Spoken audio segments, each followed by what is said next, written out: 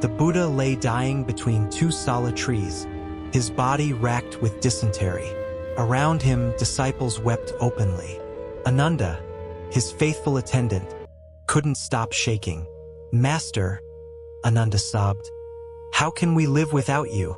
The earliest accounts describe the Buddha's final teachings, returning again and again to one simple instruction: do not cling to what must pass. Even this old body he is recorded as saying, must return to dust. But what happened next is why we're still talking about it. 25 centuries later, the people around him were witnessing something they had been taught to contemplate their entire lives. Instead of simply fading away, the Buddha did something remarkable. The texts describe him entering the first meditative absorption, then the second, the third, each deeper than the last. His breathing slowed. His face became serene. The disciples watched as their teacher systematically moved through deeper states of consciousness, finally dissolving into something beyond ordinary experience. This wasn't just a great teacher dying. In the Buddhist accounts, his death becomes more than a biological event. It becomes a final teaching. Then came his final words. Later, Mahayana tradition adds something more, that as his consciousness departed, witnesses reported a brilliant radiance, not from outside but from within, as if awareness itself had become light. We can't verify that part. No one can 25 centuries later. But the part we can verify is stranger. In a way, a man, dying in agony from dysentery, spent his final minutes not in panic, but in a structured, deliberate exploration of his own mind. That is how the early Buddhist accounts portray his final days. And I think he wasn't just showing his students how to die. Well, he was pointing at something about the nature of consciousness itself, something we're still trying to understand. I'm Peter, and tonight we begin the most important exploration this channel has undertaken. But I need to be honest about why this matters to me personally and why it might change how you see life and death too. A few years ago, my father was dying in hospice and I was completely unprepared. Watching someone you love slip away while you stand there helpless, it shattered something in me. That night I couldn't sleep, not just from grief but from a more unsettling realization. I had no real idea what had just happened to him. Not medically. I mean, where did he go, if anywhere? What was that transition actually like? From the inside, the thought of my own inevitable death became this weight I carried everywhere after that. So I did what I always do. I went looking through Christian, Islamic, and Hindu teachings on death first. But it was Buddhist teaching that stopped me in my tracks. Not because it offered easy comfort, Buddhism doesn't really do that, but because it offered something I found more valuable: detailed, internally consistent maps built from 2,500 years of people actually sitting with this question through direct contemplative practice. Tonight we begin a series on death in Buddhism. If you've been following this channel, you know we've explored why Buddhists don't believe in a creator God, and we've examined the teaching of emptiness underlying all existence. Tonight we step into one of Buddhism's most consequential teachings.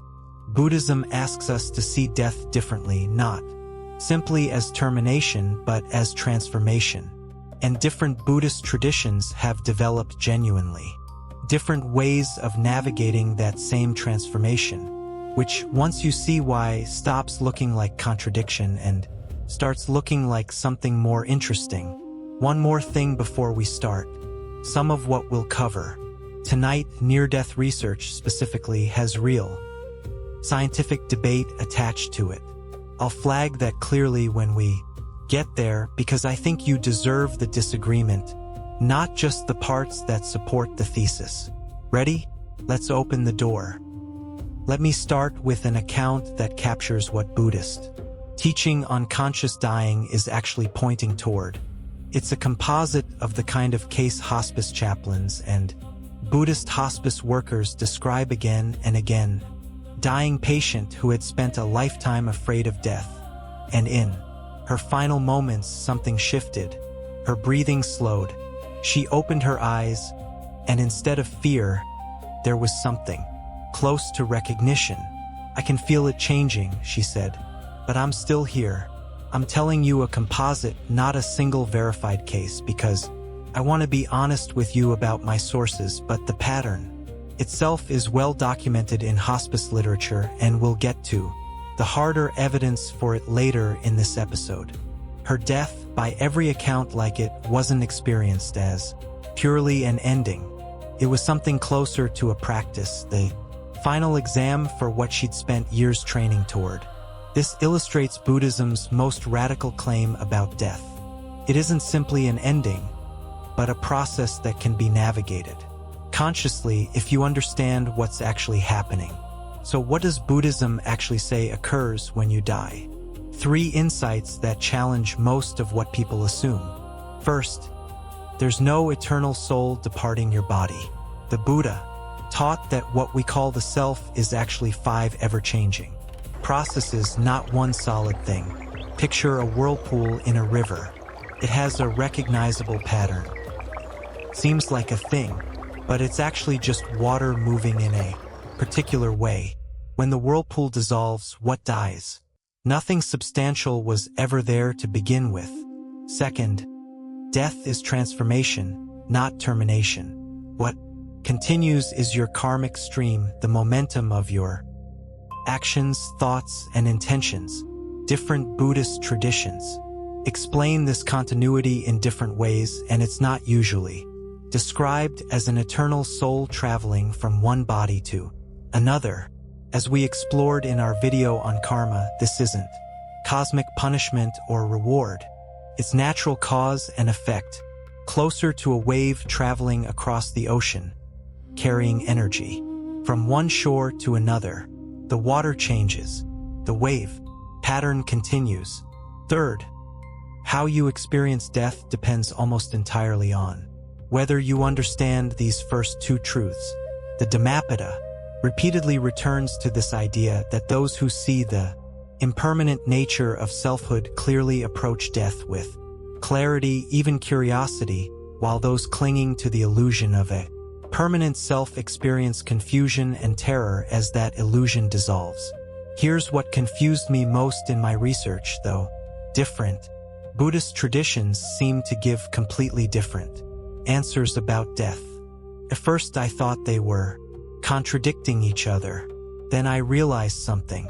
They're not giving different answers. They're answering different questions, the same questions every dying person asks. During my years studying Buddhist death practices, I kept running into the same pattern. Every tradition I looked at seemed to be organized around a specific fear, a specific question people ask when they're facing death. Honestly, these were the exact questions that kept me awake after my father died. Let me show you what I mean, drawing from documented accounts of how respected Buddhist teachers approached their own deaths, each one in a different way, speaking to one of 4 questions that seem close to universal. I'm using these 4 questions as a lens for this episode, not as a claim that each school addresses only one fear. Every tradition here is far richer than a single question can capture. Question 1, will it hurt? In the Thai forest tradition, when teachers like Ajahn Chah were dying, they would often turn their final days into teaching moments. Accounts of his final years describe his declining body itself becoming part of the teaching as his health failed from complications of diabetes. Impermanence was no longer an idea to contemplate, but something happening in front of his students. This old cart is falling apart, he is remembered as saying, but what was driving it continues on. This is Theravada Buddhism's answer to what dying feels like. It maps the process with real precision. Body systems fail, temperature drops, physical sensation fades. Emotional Reactivity diminishes as sensation withdraws. Recognition of familiar faces disappears as perception dissolves. Memories and plans lose coherence as mental formations scatter.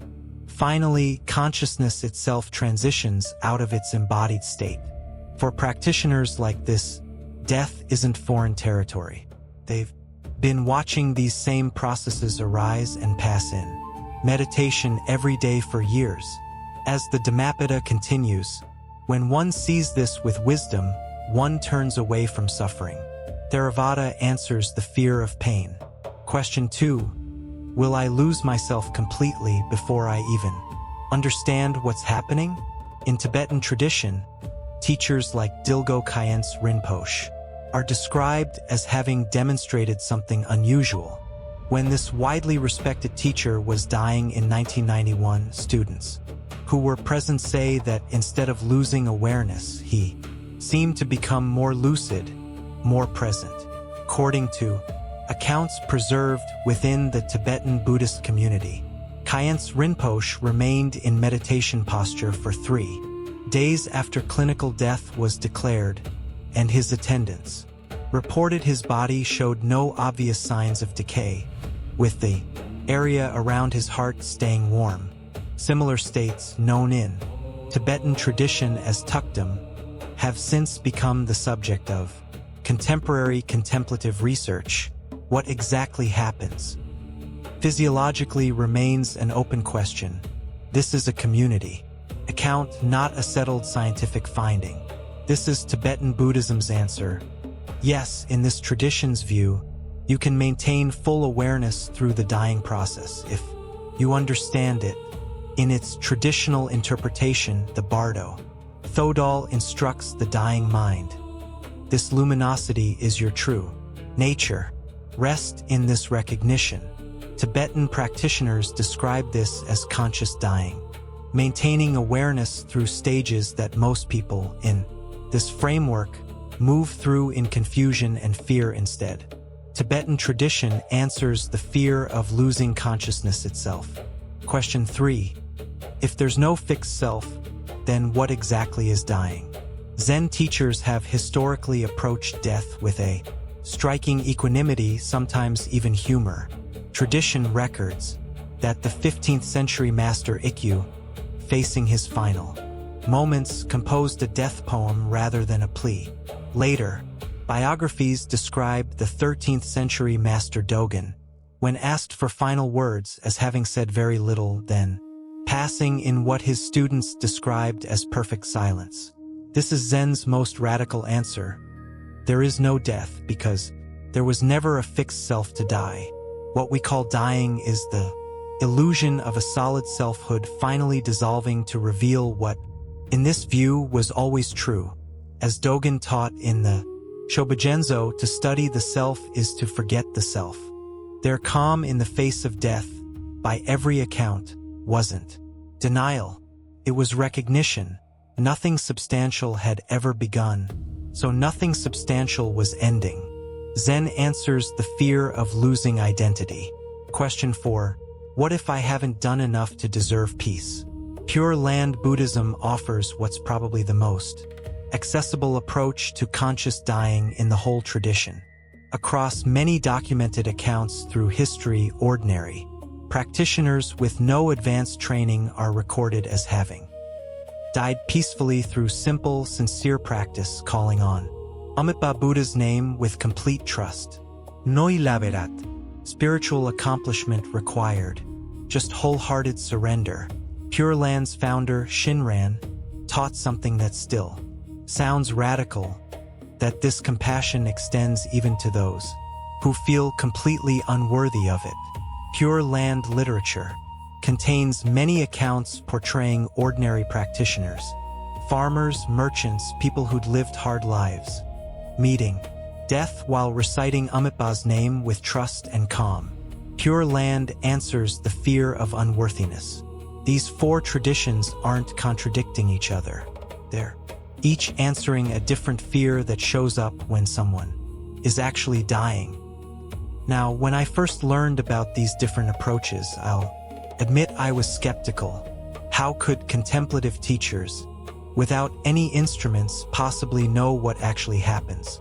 During death, they didn't have EEGs. They couldn't measure consciousness scientifically. That's when my research took a turn I didn't expect. One I want to walk you through carefully, including the parts that complicate the story, because that's the honest version. I was ready to treat these teachings as beautiful metaphors, inspiring philosophy, comforting mythology, nothing more. Then I encountered the research on near-death experience, and it's more contested than most documentaries let on. Here's the case for taking it seriously. De Pim van Lommel. Oh.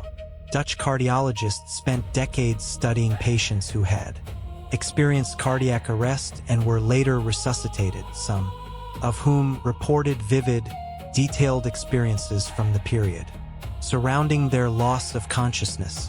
What struck him, he said, was how consistently these accounts echoed descriptions in ancient Buddhist texts. People leaving their bodies, moving through something like a tunnel of light, encountering what they experienced as spiritual presences. Dr. Eben Alexander, a Harvard-trained neurosurgeon, has described a similar experience during a coma caused by bacterial meningitis and has argued it suggests consciousness may not simply be produced by the brain. I want to be direct with you here. His account and his interpretation of his own medical records have been publicly and specifically disputed by other physicians and neuroscientists who argue his brain imaging doesn't support the zero brain activity claim he's built his case on. I'm including him because his story is famous and you'll run into it, not because his case settles anything. The more measured version of this debate looks like this. Many researchers argue near-death experiences can be explained by ordinary brain chemistry under extreme stress, residual neural activity, oxygen deprivation, a flood of neurotransmitters during cardiac arrest. That debate is genuinely unresolved in academic circles, and I think acknowledging that is more honest than picking a side for you. What moved me more than either side of that debate, honestly, was talking with people who sit with dying patients every day. Dr. Christopher Kerr, whose hospice research has examined a large number of end-of-life experiences, has written about how dying patients often report coherent, comforting visions of people they've lost. Hospice workers I've spoken with working in Buddhist-affiliated settings specifically describe patients whose practice seems to give them a framework for meeting dying, something that from the outside looks more like recognition than fear. I want to be careful with the word here. None of this proves the Buddhist metaphysical claims. What it suggests is narrower and, I think, still remarkable contemplative sitting quietly with their own minds for centuries mapped something that clinicians working from a completely different direction with completely different tools are now describing in strikingly similar terms. That convergence doesn't settle the metaphysics, but it's not nothing either. And that's when I realized I was missing the actual question that mattered. Not, is this true? All of this, so what? What does it mean for how I live? How I meet my own death, whenever it comes? That's when things shifted for me in a way I didn't expect. 6 months into researching this, I was meditating one evening, still carrying that weight of death anxiety from my father's passing. I'd learned all these Buddhist frameworks. Intellectually, I was still, underneath it, quietly terrified. Then something shifted. I was reflecting on what these masters are described as demonstrating about the clear light of death, consciousness recognizing its own essential nature. And a question arose that changed how I sat with all of it. What if this clear light isn't something that only appears at death? I sat there and, for the first time, really noticed something strange. Awareness could observe thoughts changing without being identical to any one of them, not a thought itself, but the space they were appearing in, seemingly untouched by whatever arose inside it. And it hit me. This was what all these death teachings were pointing toward. I wasn't discovering some permanent self, hiding behind the changing thoughts. That would just be the eternal soul idea again, dressed up differently. I was noticing the difference between awareness itself and the shifting contents of experience. That noticing, not a me that survives, but the noticing itself, was what these traditions, each in their own language, kept circling back to. I wasn't just learning about some distant future event. I was noticing something already happening right here. Here's something you can try right now, actually. When you notice a thought arise and dissolve in meditation, you're rehearsing exactly this. Every exhale can be a small letting go. This is the practice right here, right now, not preparation for someday. Every time I sat and watched thoughts quiet down, I was practicing something like death recognition. Every time I watched an emotion rise and fall without grabbing onto it, I was rehearsing the larger letting go. Every time I recognized awareness itself instead of getting lost in its contents, I was preparing for whatever recognition death asks of us. This is why studying death changes how you live. Not because it prepares you for some future event, but because it points at something operating right now, whether you notice it or not. The fear didn't disappear overnight, but something shifted. Death stopped being purely a terrifying unknown and became, at least partly, something I was curious about. What will it be like when all this mental noise finally goes quiet? What will awareness recognize about itself when there's nothing left to distract it? Whether through Theravada's observation of impermanence, Zen's recognition of no fixed self, Pure Land's surrender, or Tibetan navigation of consciousness states, each tradition uses its own language here, and they don't all mean the same thing by awareness, but they seem to circle the same underlying territory, that whatever lets you meet death consciously is not separate from whatever lets you meet this ordinary moment consciously right now while you're reading this. Understanding death in this view doesn't just prepare you for dying. It wakes you up to the strangeness of being conscious at all. Thinking back to my father's death, I found something. I think he would have wanted me to know that whatever was most essential in our relationship wasn't something death could touch, whatever the mechanism actually turns out to be. We've covered Buddhism's understanding of the moment of death itself, the 4 questions every dying person seems to face, and how different traditions offer different tools for meeting them consciously. But we've only reached the beginning of the journey. What happens after consciousness separates from the body? This is where Buddhist teaching gets genuinely strange, according to Tibetan tradition specifically, and I want to be clear, this next part is a Vajrayana-specific teaching, not a claim, shared across all Buddhist schools. After the clear light moment, consciousness is said to enter what may be the strangest journey any being can experience, the Bardo of Dharmata, where thoughts are described as manifesting instantly as reality, where karmic patterns arise with overwhelming intensity, where the conditions for rebirth take shape according to patterns built across a lifetime. We touched on this briefly in our exploration of the Tibetan Book of the Dead, but next week we'll go much deeper into this specific tradition-bound teaching. This intermediate state is said to last up to 49 days.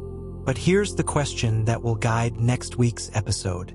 What if this after-death journey isn't something that only begins when the heart stops, but is describing, in an extreme form, something about how consciousness already works right now?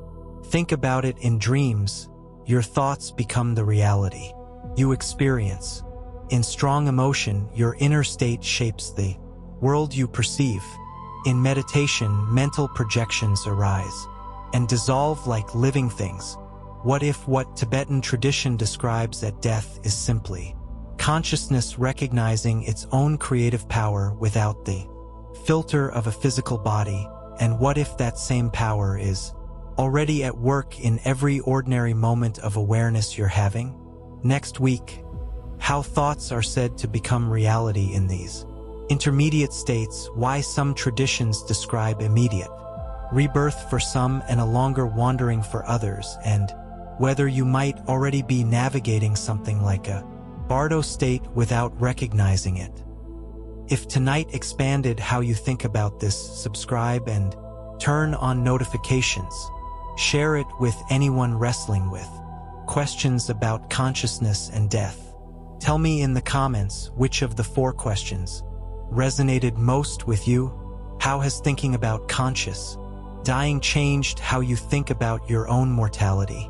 Consciousness, it turns out, may be stranger than death, and maybe stranger than life itself. What we're starting here isn't just about understanding death. It's about waking up to the nature of awareness itself. Until next time, stay curious, stay wise. The mystery deepens. Next week, and what we'll discover about consciousness might reveal that death isn't the end of the story, but the beginning of understanding what we actually are.